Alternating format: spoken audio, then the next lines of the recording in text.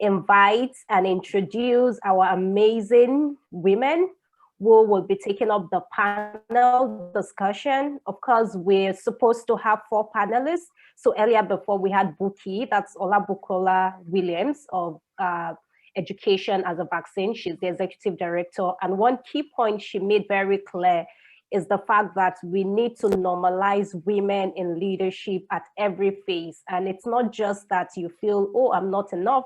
Just seize that opportunity and do what is expected of you. So at this point, I want to introduce Alero Thompson, my sister in Nigeria. So don't mind me, every woman is my sister, so long as they're doing amazing work. And interestingly, every woman is doing an amazing work. So yes, Alero is a game changer, a life molder, a talent hunter, the founder and chief education officer of Blue Sands Academy.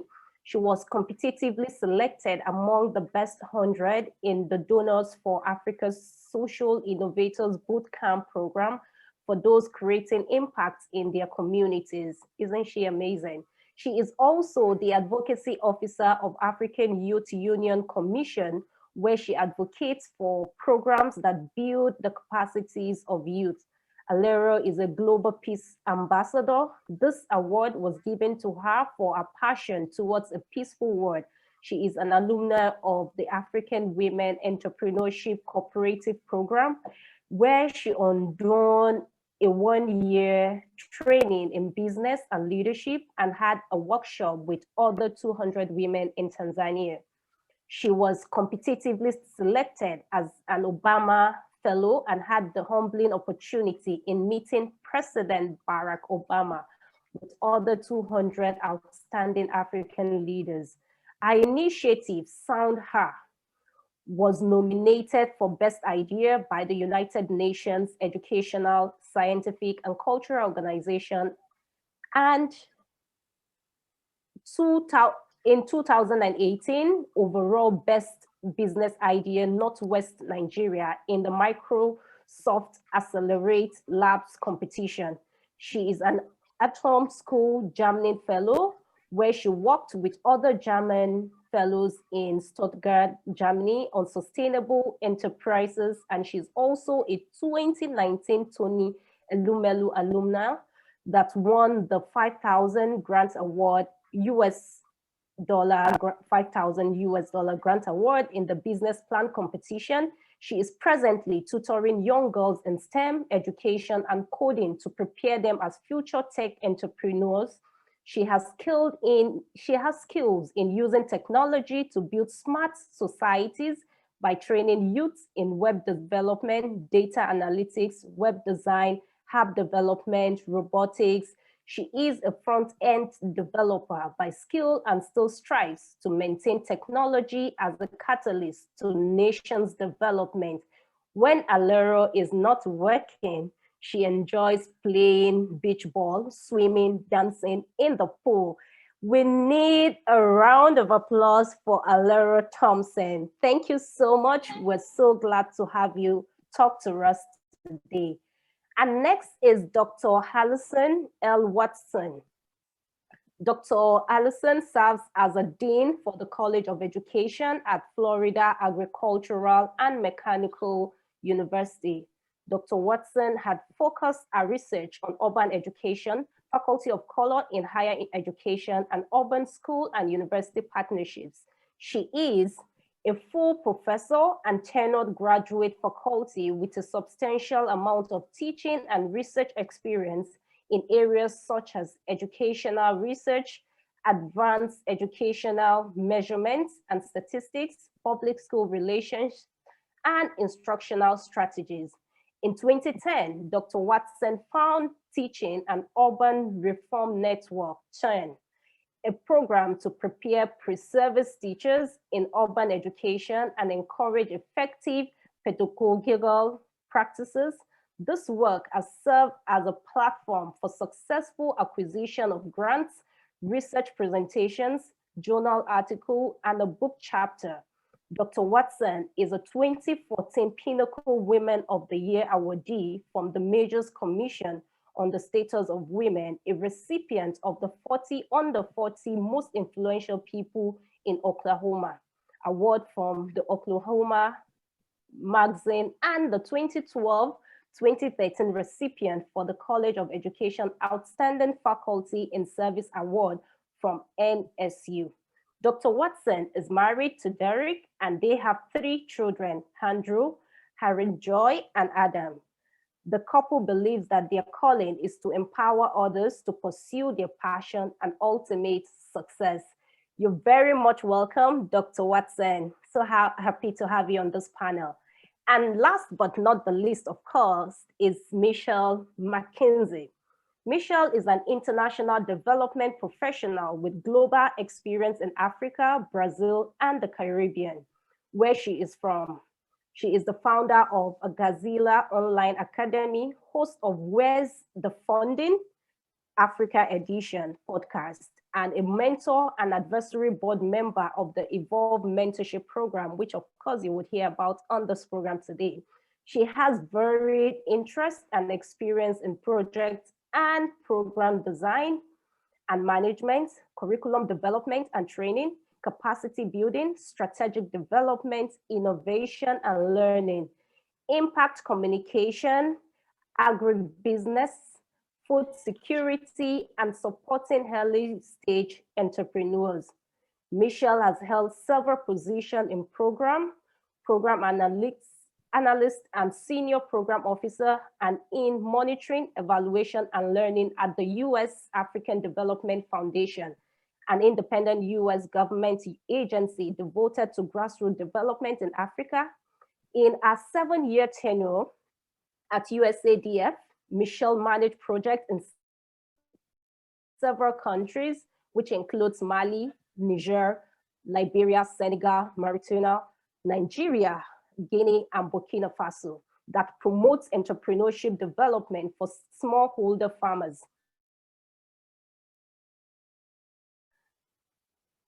Particularly women as a pathway out of poverty from 2007 to 2009 as a community and youth education advisor to the Ministry of Education at the Direction for Secondary Schools in Zinder. Michelle was also a Peace Corps response volunteer in Mozambique, 2010 to 2011, where she worked as a community and gender integration coordinator for AgroFuturo, a USAID-funded agribusiness promotion project. Welcome, Michelle McKenzie. Okay, so at this point, I would just like to turn to our panelists. Today, they will be sharing with us their stories, but also importantly, helping us to navigate mentorship. I can only but tell you that we're in for a life-changing experience this evening, I mean from Nigeria, so afternoon in the US or whichever part of the country. So I just want to turn to Alero to start with. So one of the questions we would like to, when did you first realize you were a leader? At what point did you realize, oh, I'm a leader? We would like to know. All right, thank you so much. Thank you, Purple Ball. I want to appreciate you for giving me this humbling opportunity to share my story. I took a slogan for myself for this International Women's Day, that I stand to inspire. I choose to challenge. So when I first realized I was a leader was when I discovered a problem in my community and decided to bring a solution to that problem. Now, what did I discover? I had part of my year spent in the northern part of Nigeria, Kaduna State to be precise. So I saw the problem of girls' education. I discovered that the educational level in the north cannot be compared to that in the southern part, the eastern part, and the western part of Nigeria. I had all my school years in the southern part of Nigeria. So when I was in Kaduna, I discovered that they were lagging behind, especially young girls. So I decided to go to secondary schools. Okay, what can I do to encourage more active participation in education. So with my skill as a front-end developer, I decided to form a club called Blue Coders, where I train young girls to look in their communities and build mobile apps to solve problems in their communities. So when I did that, I discovered I was a leader, ability to bring that initiative to solve problems in my community. Thank you. Thank you so very much. You know, there's a quote that I love so much. It talks about you see the need and you take the lead. So a leadership, it's not position. It's about you feeling when there's a need, you step in to fill the gap. And thank you so much. Just let you also know as participant, feel free to drop your question. So right after this, my conversation with the panelists, Rachel will come up to take questions. And however, we will continue with our own conversation, but just do well to put down the question even as the conversation go on. So I would turn now and I would ask the same question. When did you first realize you were a leader? But in addition to that, it will be good to learn from you. What role has mentorship played in your life? Well, I discovered that as much as I have so many young girls looking up to me as their mentor, I also need other older people that have been in the business of helping young girls and women. So I had some mentors. Presently, I have 3 mentors. So the first mentor I had was a lady who had an opportunity of working with young girls. So most times when I have challenges in my work with these girls, so I go up to her and I ask her, okay, what are the things you did to come out from these challenges? And she will tell Alero, this is the real thing. In Nigeria, it's this and it's like this. And if you don't do it like this, you will not get these things. So it has really helped to shaping me as a individual. It has helped to shaping my IQ. It has helped to form who I am today. It has helped to also make me be aware in the sector where I find myself. So mentorship has really helped to give me focus. It has helped me to things I gain from my mentors. Thank you. Yeah, thank you so much for sharing the significance of mentorship. And I just want to turn to Allyson and to, of course, ask the same question about when you first realized you're a leader, and to also move ahead to ask about the importance of mentorship, female mentorship now to be precise. Sure. Thank you so much, Margaret. It's a pleasure to be here with you all today, and I really find it so valuable. And you all have added so much value to my life with sharing your stories and your significant backgrounds to impact women. So I thank you, Onyenye and Stephanie, for allowing me to be here today. And Strong Enough Girls. It's just amazing. So I would say that I recognize leadership very early. I had to be in kindergarten or first grade. And very much like Rachel Pittman shared, I attended a school that was not very diverse and had not had a lot of students of color in it. And so we were sitting at the lunch table one day, and one of the young ladies, the same grade as me, pulled out her white rice and her kimchi. She was an Asian American student. And all of the kids started teasing her and laughing and saying that her lunch was very smelly, and she started to cry. And so I stood up and I admonished them in a nice way, but I also said at that time, and I can remember it like it was yesterday, but I was very young. I said that we had to understand people's differences, and that her lunch was good to her and it came from her culture, and her parents loved her enough to prepare it, just like they were eating a bologna sandwich. It could have been nasty to her, but she didn't bully them because of it. And so I remember that day very distinctly because she felt empowered because I stood up for her. And then all of the other students realized that it's not okay to treat others differently.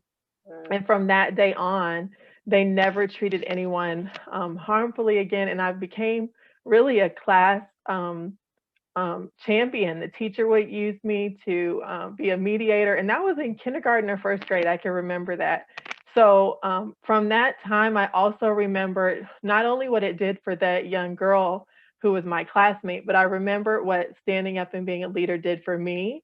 And I knew at that point in my life very early on that no matter what I did as an adult, no matter what I did in the next grade or the next grade, I was always going to find a way in my life to be empathetic for others and to also lead others with compassion. That was to answer the first question. And then the second question, what role has mentorship played in my life? Mentorship has been very significant to me. I often looked at women, like I would say, if any, I don't know who the youngest participant in our event is today, but if I was a young girl and got to hear from Rachel Pittman or got to see Kamala Harris, it would have the same impact that mentorship has had on me, even as an adult.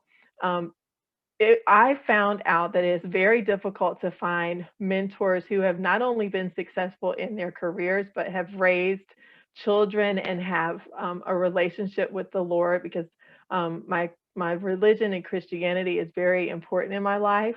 And then also have a wonderful relationship with their husband, their spouse, and value that. And so my mentor not only does that, but she also is one of the most highly sought after academic leaders in the United States in terms of higher education. And she believes in women empowerment. She believes in connecting women to their next career and advocating for them. And she has played a significant role in my life because she has helped me share an understanding of balance, because I see that there are different ages and stages in our conference today. When you're in a younger stage and you're developing and you're putting your goals in front of you, you're so driven. And I was in that role. I received my PhD at the age of 25, and I have these big plans to become a university president. And I wasn't looking on either side. Like I was like, this is the thing I'm driving towards.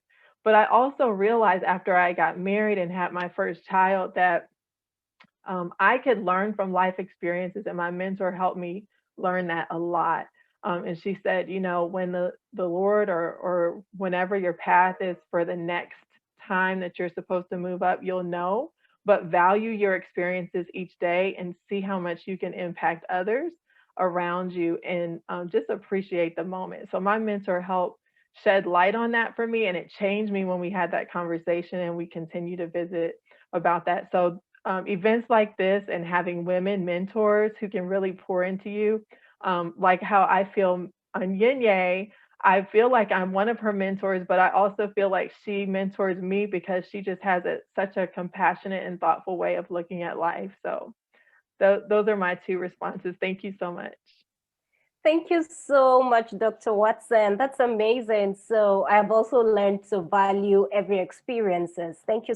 You've shared so much. I don't even know, like it was just, and there was so much punchline, and especially taking us through how the very time you discover that you're actually a leader, and, you know, talking about empathy. And that takes me to the question to Michelle McKenzie. And it would be good and great to learn about when you first realize you're a leader. And I know that you can be here till tomorrow, tell us the significance of mentorship, of course, being on the Evolve Mentorship platform.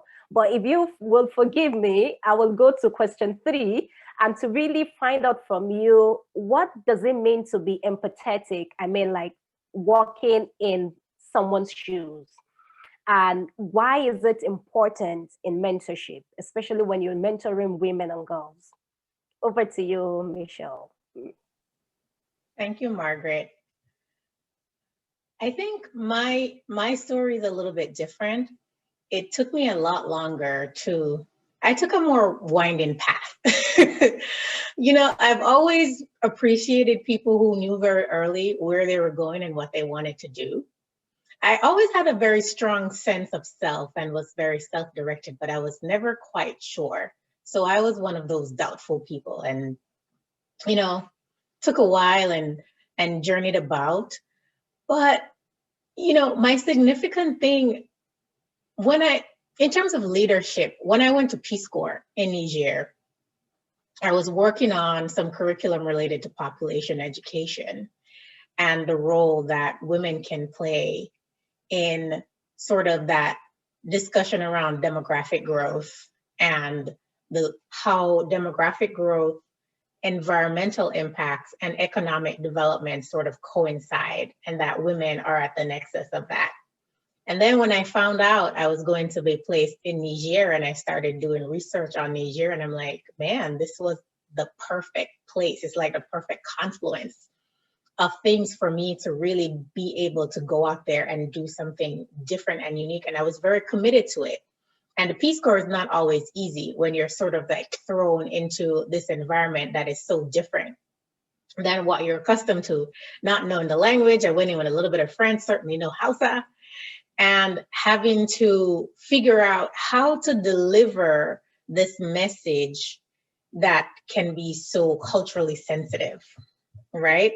And do it in a way that is respectful, but cuts through a lot of that and gets at what is really being communicated, and having to figure out the right ways in which to do that, to make the right partnerships, reaching out to the right people, knowing that I don't have to lead from the front. I can lead from behind, because this is not a subject matter that I can lead from the front on. And so I had to find a local counterpart who knew the culture, knew the language, understood the social norms, and had him lead out front while I stood behind.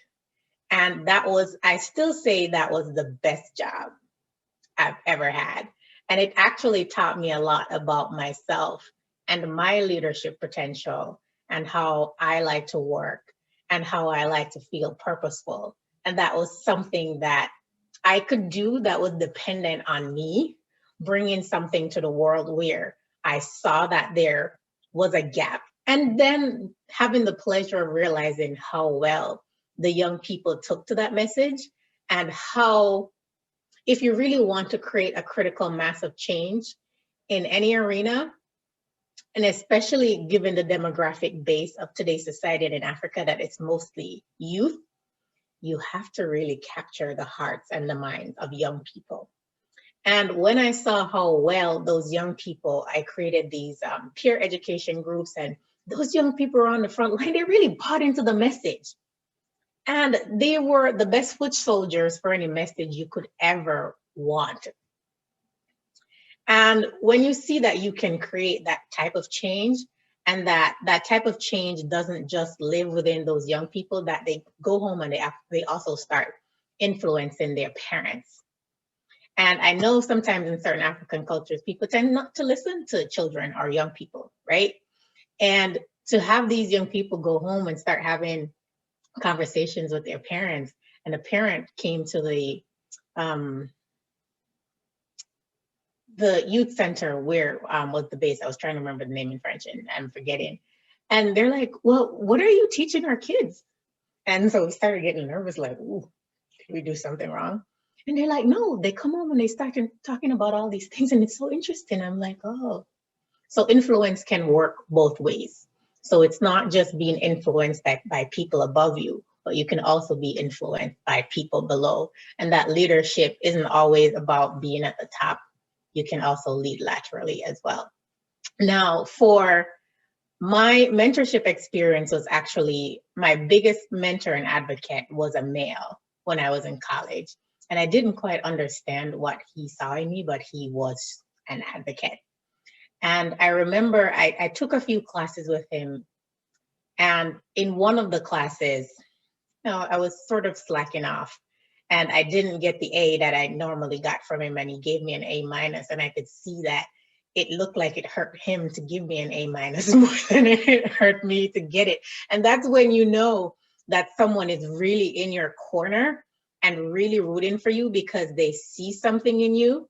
And I remember he also introduced me to the Hispanic and Lusophone world, because that's where he did a lot of his research, and it introduced me to Brazil. And that's how I got interested in the Lusophone world and Brazil and Portuguese and things of that nature. And I had a fellowship. I was doing my boring fellowship in Brazil.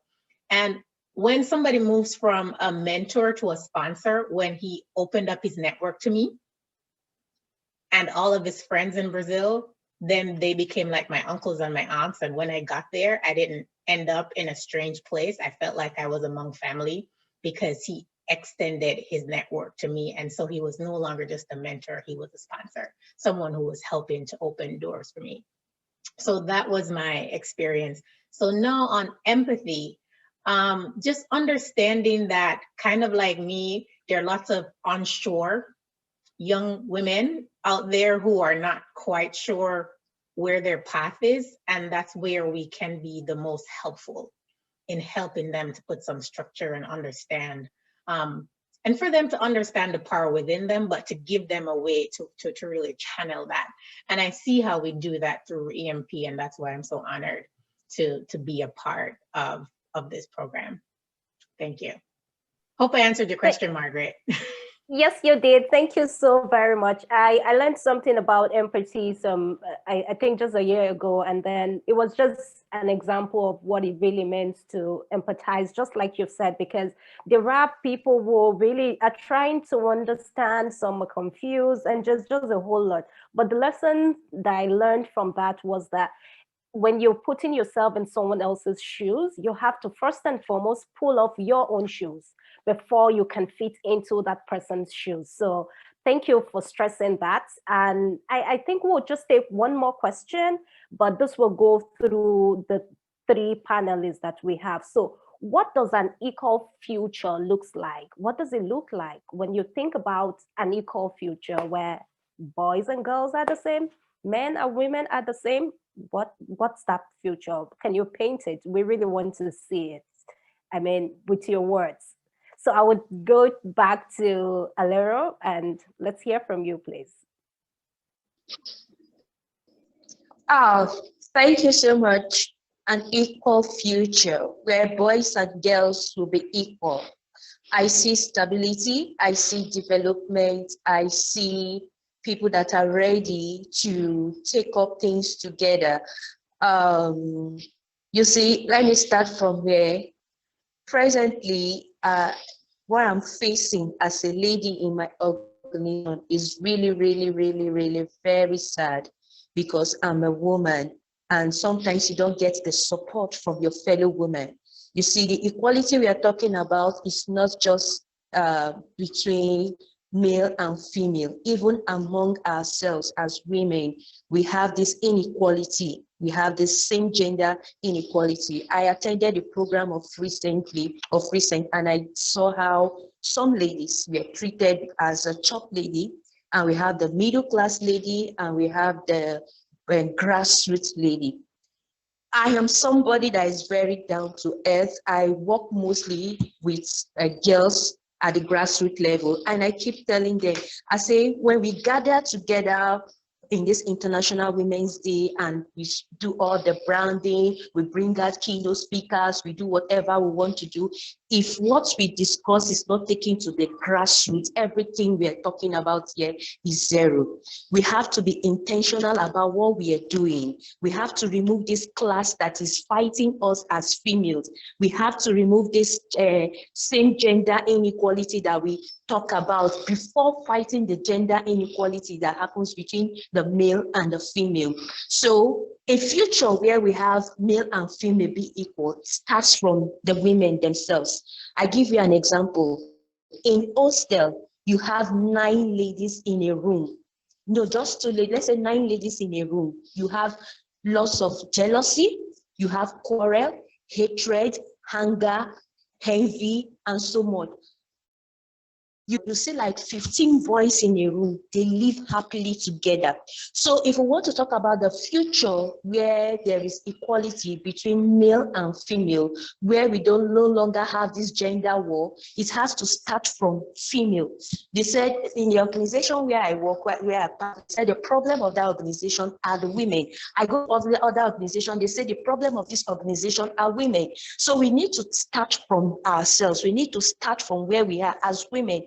Remove the gender barrier. If you see me falling, as a fellow woman, you're supposed to encourage me to rise up. If you see me rising as a fellow woman, you're supposed to encourage me and say, yes, right on, Alero, we're right. On that inequality amongst us, we will never achieve what we want to achieve. The men are ready. They are ready in the future, living together. The women are the ones pulling them back. So we need to close that gap. How do we need to close that gap? Is what this international stands for.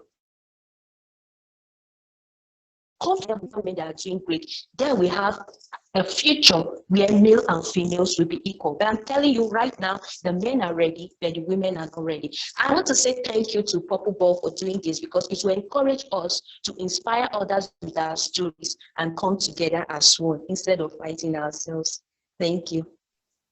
Thank you so much, Alero. I hear you very clearly. It starts from us. And you know, the good news is this. How many are we? 30-something. If every lady here lives here to say, I am committed to supporting another woman, I am committed to supporting another girl, then it has started. The future is here. Yes, yes, we can do it.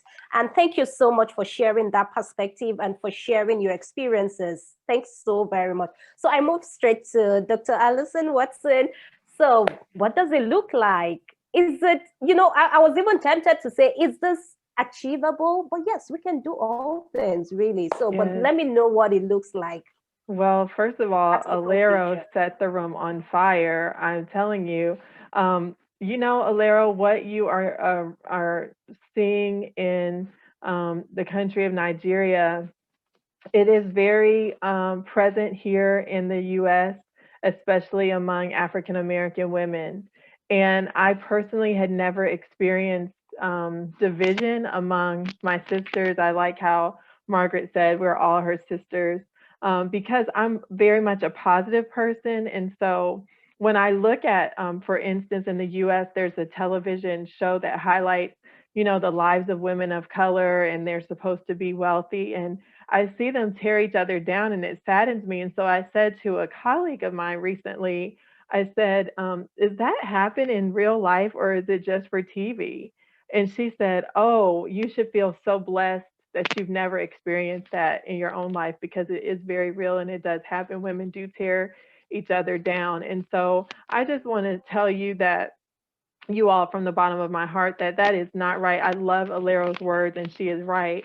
It really underscores that until we find unity amongst ourselves as women, then we cannot push forth the barriers for gender equality. But that really wasn't my point. I just wanted to applaud her for saying that. My point is that we have to look at three contexts: the economic context of educating women, the social context, and the political context of educating women, so that our young women know very early, if they are in kindergarten or first grade like I was, and they tell their peers, no, you cannot do this, that the girl cannot be considered bossy and say, oh, you need to sit down, you cannot say that, you can't speak up. No, we need to empower our women to speak up.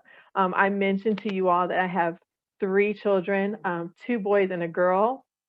And it is so encouraging for me to let my children, my sons and my daughter, know that they can achieve everything. I don't know if you all have this saying in Nigeria, but it's breaking glass ceilings. So it's when someone hits the top, it doesn't mean that that's the top for everyone, because so many times there's a differentiation in pay gap. There's a differentiation in status. You're treated differently. Even if you're in a leadership position and you're a woman, you have the same position, but you're hired at 20% less than your male counterpart. And so we have to make sure that our young girls and young men who are in these leadership positions, that's why I love when Michelle talked about having a male advocate and sponsor and mentor, because it takes advocacy on both sides. We have to heal the relationships among women, but we also have to look towards our male advocates and counterparts that say, in order for us to be better, then we have to get better among ourselves, and I want to promote you to the next level. And so in the US, we are very hopeful, because we did see that our current president chose a woman to be his right hand, his vice president. And it takes that type of advocacy. And I loved how one of the audience members asked the question of Rachel Pittman in the beginning: how do we do this in our country? We're fighting hunger, we're fighting poverty, we're fighting war, we're fighting classism and racism or culturism within our own tribes and nations. And so for us to really move for that, we have to have unity in all parts. We can't say that this tribe is stronger than this tribe, or this tribe is better than this tribe. And it happens across our nation in different aspects. So the three types of context that we have to educate our society is in economic, political, and social context, so that they understand that their demographic does not determine their altitude. Their trial does not determine their triumph. So thank you, Margaret. Excellent. Thank you so very much for drawing our attention to this key stuff, the context, education, social, and political. Thanks so much. So I move to Michelle. Over to you. So because I work in international development, I was reading an article yesterday in AgriLinks, and it says women farmers or women in agriculture might not be benefiting as much despite all of the targeted support to improve opportunities for women in agriculture, because a lot of that programming is missing the social norms piece, right? Because you can create access to finance, access to inputs, access to markets, and all of those things. But if the social constructs and the social norms that prevent women in society from advancing into certain roles and certain positions are still there and are still largely unchanging, much of the benefit of that investment just will not go as far as it could. Because you can train women in new agricultural techniques all you want, but if she doesn't have access to her own land to farm, how far is she really going to go? So you can make all the investments in access to finance, but if she needs a man to go to the bank with in order to secure a loan, how far can she go? If she desires to be in a certain position that requires her to travel to go somewhere and she's not allowed to travel on her own without a male escort, how far can she go? So there are all of these social norms and constructs that still exist that are barriers to a lot of the work that we're doing in the development space to move development along for women. But as long as there are still those barriers in place, and as Allyson mentioned, we need advocates and allies on the other side, because equality is about everyone, or more so equity, right? Everyone having the opportunity to be 100% their true self in terms of their abilities and what they want to do. And if there's anything that is standing in the way of them to fully exercise that, then we won't ever have true equity. So that's my contribution to whether or not we can achieve it. Because as women, we can't do it by ourselves. We don't exist in the world by ourselves. So we need to advocate with others to enable us to be able to break down some of the cultural barriers and the social norms that keep women. And when I'm talking about cultural barriers and social norms, I'm not just talking in places like Africa and Asia and all these other places. I'm talking about right here in the United States. As Allyson knows, a lot of those constructs and those barriers still exist. There is this funny thing here for women in business. You know, Black women in the US are starting more businesses than any other demographic. But even for white women, I think a story came out a few years ago where they were trying to get access to something or whatnot, and they couldn't, and then they had a male white friend call for them, and all of a sudden he was able to get through. And so everybody needs to now then have like a white male as the face of something. And you see it also in access to funding and financing. And you even see it on the African continent itself, that a lot of the entrepreneurs in Africa who are getting funding are not even indigenous Africans. people are realizing that they have to have a white co-founder to open doors for them so that they can get funding. And so, you know, realizing that if it's just you railing, it just won't work, because it's not just you that's a part of the problem. And you didn't create the problem. Women didn't create the problem for themselves. We didn't put ourselves in this position, right? And so it's not just our efforts alone that's going to sort of reverse and deconstruct these social constructs that keep us in the positions that we're in now. Thank you. Thank you so much, Michelle. I agree perfectly with everything you've said. And, you know, to just think that we can do it by ourselves, because we do not exist by ourselves. You know, most times, especially when I'm discussing with girls, the issue it's always about, those girls don't live in isolation. It's a systemic thing. Everyone has to be on board. So, and that also still takes him back to looking at the social context, the political context, and all of that. You guys have been amazing. Of course, you're still going to stay there because we have a lot of questions. So that means that you still have time to talk again. And we're so excited to hear you talk to us again, even as we ask the question. But because you're such an amazing woman and you've done just so well within the span of few minutes, I've learned so much. Thank you so much for sharing. I think I'll just turn it over to our DJ to play our Superwoman, because we've got super women in the house. So we need to get on the dance floor and shake our body. And after that, we have the question and answer. So if you've not dropped your question, kindly do so. DJ, over to you.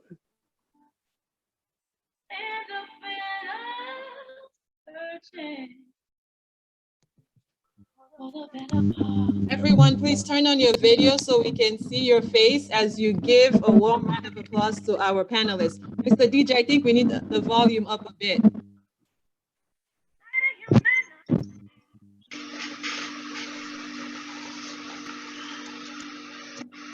Mr. DJ, we're not hearing the song, but while everyone is turning on your cameras, I would like to do a group photo. I'm sorry we missed our keynote speaker at the beginning, but DJ, we can't hear the song, but please, everybody turn on your video. I think this is a great time to, and you can get up and stretch. Please stretch your body. Let's see who's best dressed. Can you see my nails? Oh wait, I think I need to spotlight myself so that you guys can see my nails. Can you see my nails? All right, so who's best dressed? I think we need to spotlight the best dressed. Okay, Margaret, we see you. With my shine. Please show us. Who else is best dressed? Alero, I see your purple. Thank you for wearing purple. Allyson, I love the colors and I love your purple background. Please get up and stretch a bit. Let me show you my dress. Yes.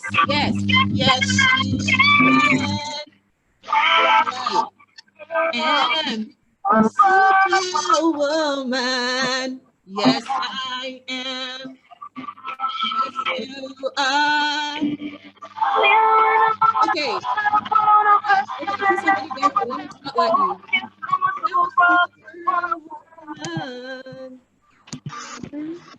Please, co-host, you can help me spotlight that you see dancing. I want to make sure everybody gets seen. Yasin is my colleague at work. Let me spotlight her. All right. I just wanted us to have a little intermission before we get to the questions and answers. Bam, I see you. Let me spotlight you.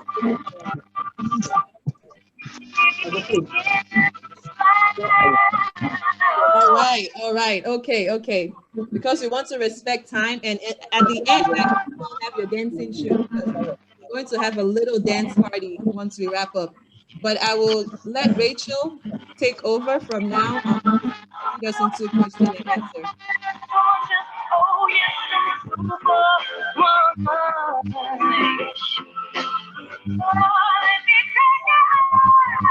Rachel, are you ready?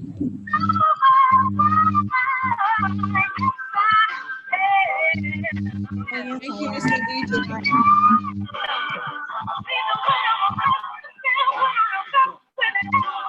Yes,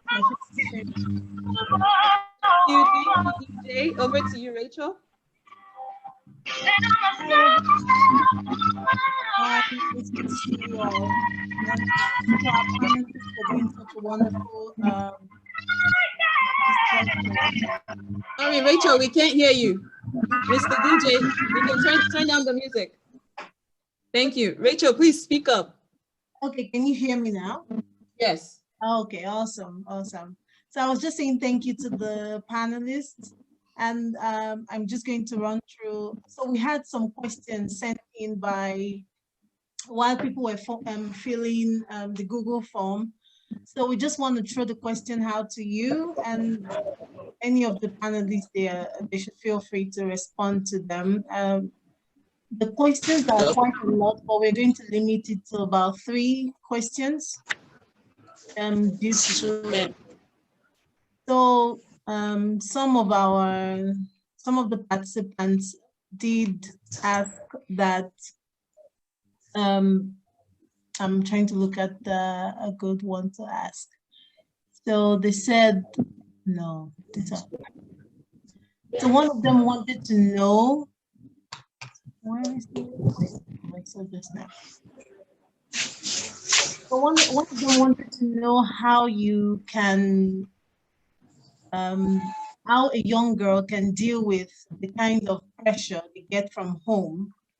I think that is still relating to the kind of cultural ideas or ideology that still run around within our spaces. So they wanted to know how they can handle such a situation when they're faced with such. Then another question, I hope I'm audible. Another question is something about how can a woman handle condescending comments in the workplace? So I can answer that. I actually had that as one of my responses. Okay. Because I was sharing, there was a question for the panel about looking at mentorship and what does it mean to be empathetic? And then also, and I touched on that, but it was also, if you could go back 10 to 15 years, what would you do differently in regard to your leadership or mentorship journey?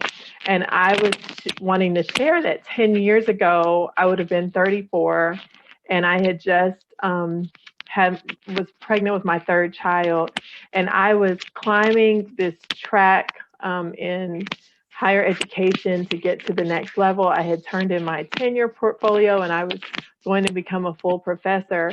And I remember my colleagues laughing at me and making jokes about me being pregnant and making very disparaging comments to my face and behind my back about my husband and my relationship. And in the US, I could have filed an EEO complaint or something, but I just couldn't believe it. It was very disparaging. But I chose to put my family first, and I always have. So I have this order of priorities: God, family, and then work. And so it was a hard decision because I was in a culture that was all dominated by white and mostly men who were the man of the home. And if their wives had children, they weren't really helping. They weren't the caretakers. And so as a young African-American, 34 years old, 3 children, I had to go up for full professor, which requires a vote. And the vote has to be unanimous in order for you to move on.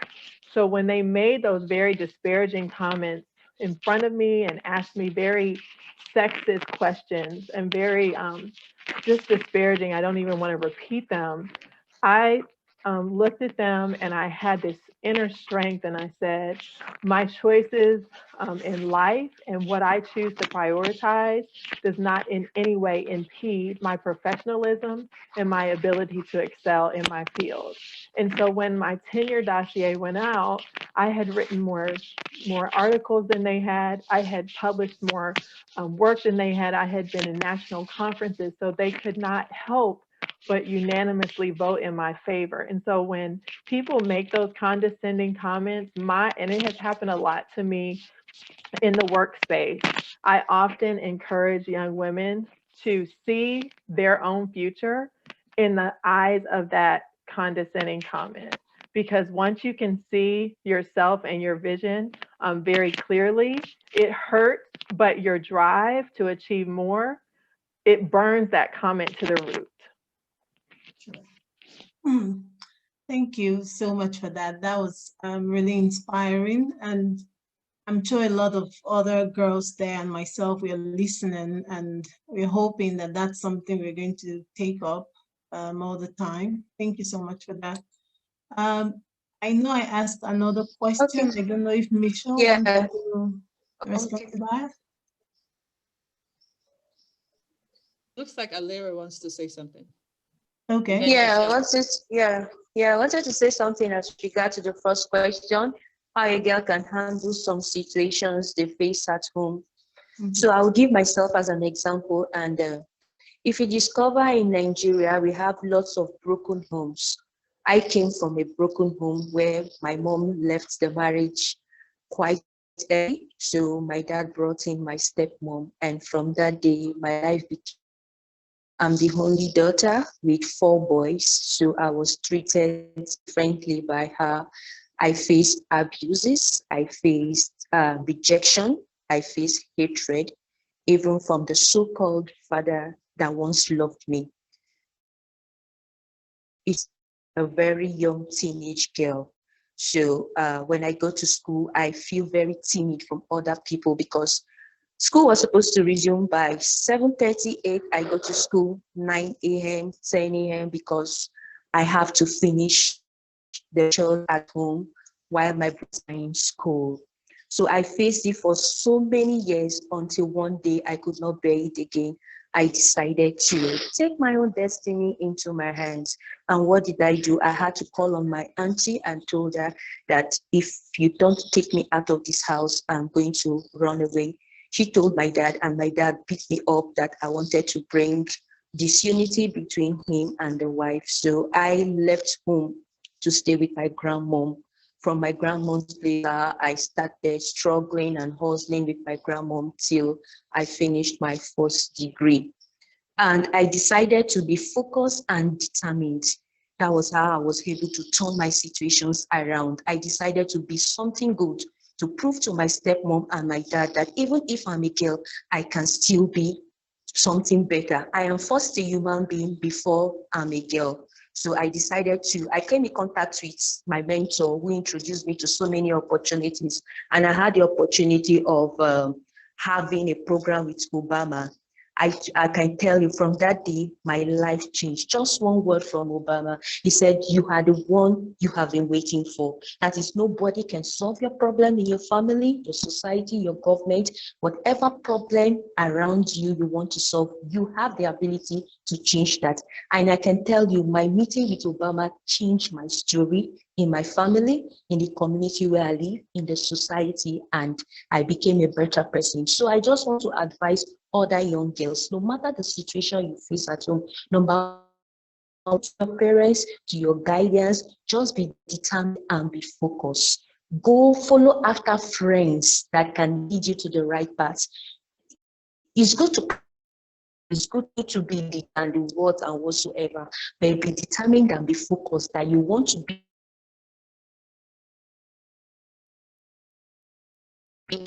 So that's my advice. Thank you, Alero. That was definitely inspiring.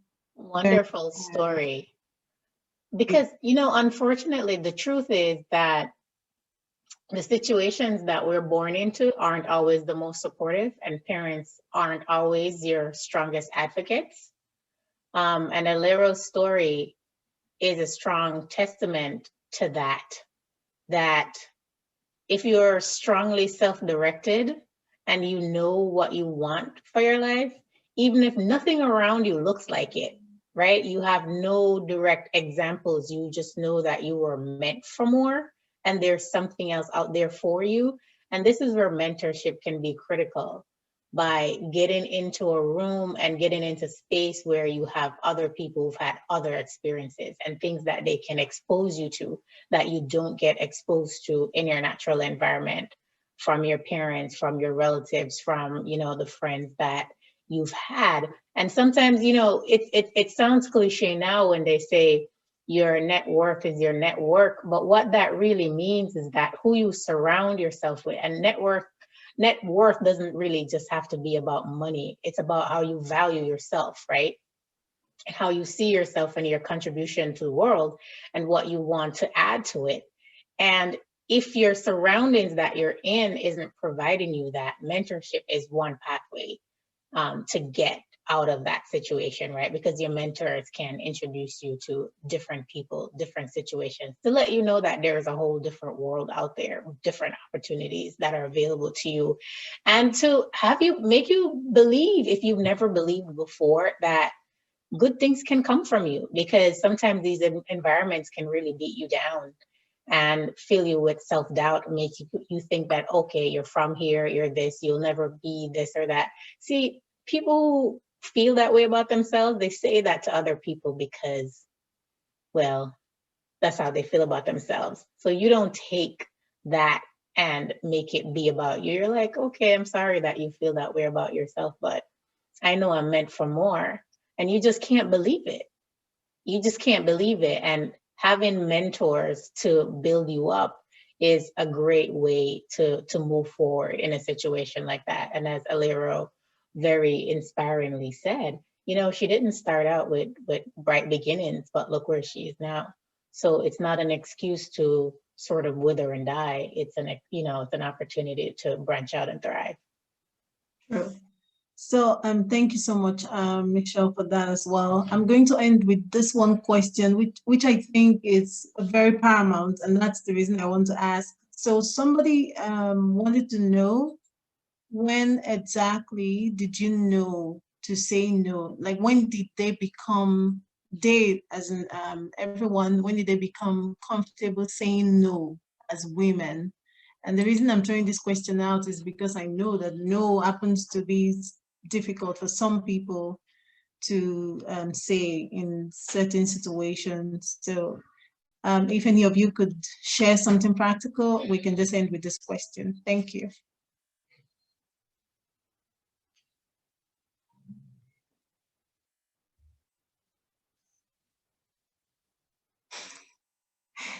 Well, we are waiting.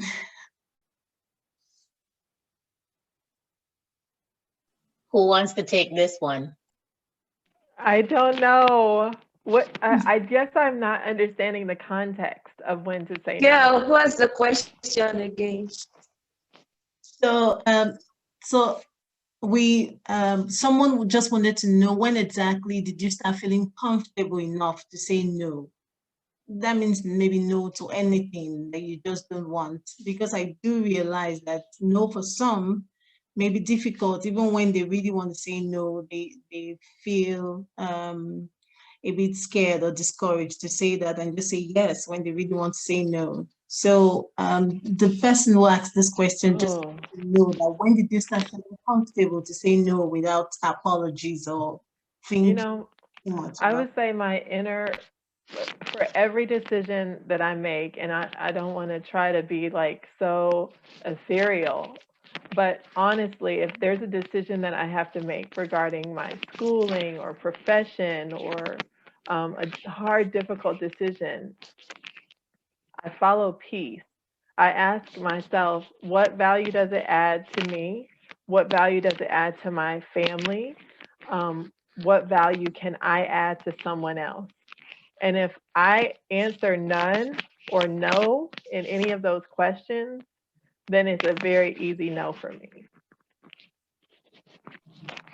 For me, I would say that when saying yes compromises you in any way, as Allyson said, in terms of your values, or it's going to take something away from you. If it doesn't feel additive for you to say yes, then the answer has to be no. And you can say it in a nice way. You're like, you know, maybe not at this time or something, but don't allow guilt, and I've done this in my life, make you say yes to things that don't add anything to you. And it feels like it's taking something away from you. And you do it because you feel guilty. Please rebuke the guilt. Alero will allow you to close this out. Okay, thank you, Rachel. When I get to the point of saying no, from a real life experience, there are some tempting situations where I look at what is on the table and having the ability to say yes or to say no. If I don't have the instinct, the conviction in my spirit, I'm a strong believer of God. If I don't have a conviction to go on, I will just say no. No matter how fantastic it is, I will say no because I'm very careful with my self-image out there. Thank you so much, Allyson, Lara, and Michelle. That's really awesome. And yes, for me, I am quick to actually say no, just to give myself a chance to go to think about it and see if there's actually any value, so I don't commit myself in any way.